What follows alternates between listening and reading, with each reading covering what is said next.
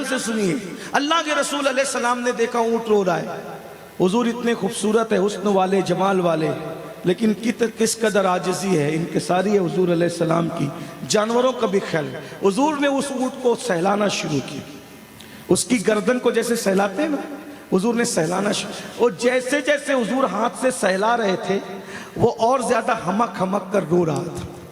حضور نے فرمایا اس کا مالک بلا اس کو، اور بلایا باغ کے مالک کو، اسی کا مالک، بولے ادھر آ، تجھے اللہ سے ڈر نہیں لگتا؟ تجھے اللہ سے ڈر نہیں لگتا؟ حضور کیا ہوا؟ میرے ماں باپ آپ پہ قربان۔ آقا نے فرمایا یہ اونٹ مجھ سے شکایت کر رہا ہے کہ تو اس کو کھانا نہیں دیتا، وقت پہ ٹائم پہ کھانا نہیں دیتا، اللہ سے ڈر۔ قیامت کے دن تجھے پوچھا جائے گا کہ اگر تو نے اونٹ پہ ظلم کیا۔ ایک حدیث اللہ کے رسول علیہ السلام فرماتے ہیں، سنیے، آقا علیہ السلام فرماتے ہیں اگر کسی چڑیا کو بھی تم نے اس پہ ظلم کیا، چڑیا پہ ظلم کیا، تو قیامت کے دن چڑیا اللہ کی بارگاہ میں فریاد کرے گی اور اس کی آواز بجلی کی کڑک کی طرح آئے گی، اور اللہ فرماتا ہے کہ آج ہر نفس کو انصاف دیا جائے گا۔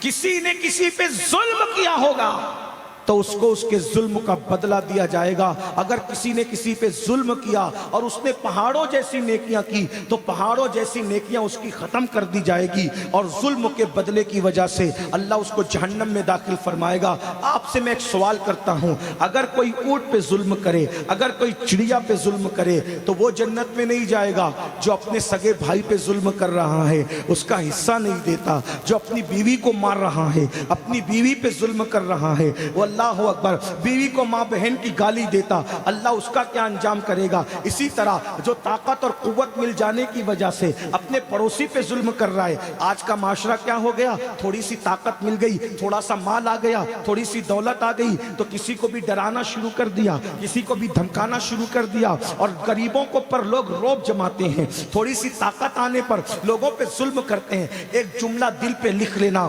کسی بہت بڑے مفکر نے کہا تھا، اور یہ مفکر کون ہے تمہیں پتا ہے؟ وہ مفکروں کا مفکر ہے جسے دنیا مولا علی کہتی ہے۔ سرکار علی مرتضیٰ نے کہا تھا، میرے مولا مشکل کشا نے کہا تھا ظلم مت کرو، اس لیے کہ اللہ کافروں کو تو مہلت دیتا ہے مگر اللہ ظالموں کو مہلت نہیں دیتا۔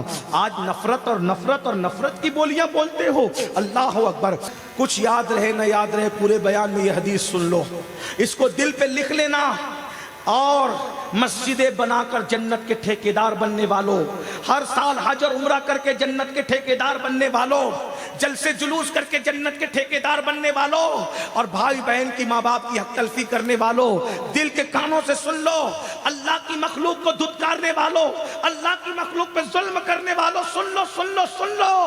اللہ کے رسول علیہ السلام کی اس حدیث کو امام احمد ابن حنبل کے پاس وہ محدث سنا رہے ہیں، فرمایا حضرت سیدنا ابو ہریرہ فرماتے ہیں کہ اللہ کے رسول نے ارشاد فرمایا اگر اللہ کی مخلوق میں کوئی کسی کے پاس آئے آس لے کر، آس لگا کر آئے کہ یہاں میری آس پوری ہو جائے گی، یہاں میری آس پوری ہو جائے گی، اور آس پوری کر سکتا تھا مگر آس پوری نہ کیا۔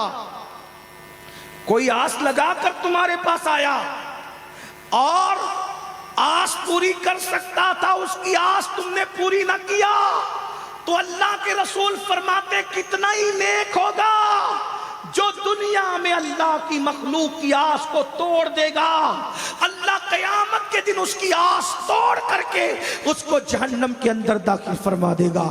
فرمایا احمد ابن حنبل میرے علاقے میں کتے نہیں ہوتے، یہ کتا آج مجھے بہت برسوں کے بعد نظر آیا تو مجھے یقین ہو گیا کہ یہ کتا ایک مسافر کتا ہے، میرے علاقے میں کتا نہیں ہوتا، یہ کتا بھوکا ہوگا اور یہ بھوک کی آس لے کر میرے پاس آیا ہے، تو میں نے یہ سوچ کر کہ اس کی آس پہلے پوری کر دوں، اگر یہ بھوک کی آس لے کر آیا اور میں اس کی آس کو پورا نہ کر سکا تو میں نے کتے کی آس کو آج توڑ دیا، تو قیامت کے دن اللہ میری آس کو توڑ دے گا۔ اللہ مجھے محدث نہیں دیکھے گا، تہجد گزار نہیں دیکھے گا, نمازی اور حاجی نہیں دیکھے گا. جب رسول اللہ نے فرما دیا اگر تمہارے پاس کوئی آس لے کر آئے تم اس کی آس توڑ دو گے تو اللہ قیامت میں تمہاری آس توڑ دے گا. اب مجھے بتاؤ, اگر تم سیاسی لیڈر ہو, کوئی تمہارے پاس آ کر کے کہہ رہا ہے کہ میرے بچے کے لیے سفارش کر دو, اور تم کر سکتے ہو لیکن ٹال مٹول کر رہے ہو, برا مت ماننا سیاسی لیڈر ہو. تو آج تم کسی بندے کی آس توڑ رہے ہو, قیامت میں اللہ تمہاری آس توڑے گا. اگر تم اثر و رسوخ والے ہو, کوئی آ کر کہتا ہے میرے بیٹے کا رشتہ نہیں ہو رہا ہے, میری بیٹی کا رشتہ نہیں ہو رہا ہے, اور تم رشتہ کروا سکتے ہو, تمہارے دو جملے پہ کسی کا گھر بس سکتا ہے, تم نے اس کی آس توڑ دی, قیامت میں اللہ تمہاری آس توڑ دے گا. کیا سمجھتے ہو؟ اللہ اکبر. کوئی بھکاری بھیک مانگنے کے لیے آیا ہے آس لے کر, ارے کچھ ڈال دو, 1 روپے کا سکہ ہی ڈال دو, کچھ تو ڈال دو, آس لے کر آیا ہے. اگر آس توڑ دو گے تو اللہ تمہاری آس توڑ دے گا. کچھ لوگ ہمیں مشورہ دیتے, ارے حضرت ہٹے کٹے لوگ بھیک مانگتے ہیں, وہ مستحق نہیں ہے بھیک کا. سن لو, حضرت خواجہ نظام الدین اولیاء فرمایا کرتے تھے جو مستحق ہو اس کو بھی بھیک دو, جو مستحق نہیں ہو اس کو بھی بھیک دو, جو مستحق ہو اس کی مدد کرو, جو مستحق نہیں ہے اس کی بھی مدد کرو. کیا ہوگا؟ جس نعمت کا تو مستحق ہے اللہ تجھے وہ بھی دے گا, جس کا تو مستحق نہیں ہے اللہ تجھے وہ بھی دے گا. اللہ کہے گا جب میرا بندہ مستحق اور غیر مستحق کو بھی دیتا ہے تو جس چیز کا یہ مستحق ہے اس کو بھی دے دو, اور جس کا نہیں ہے وہ بھی عطا کر دو.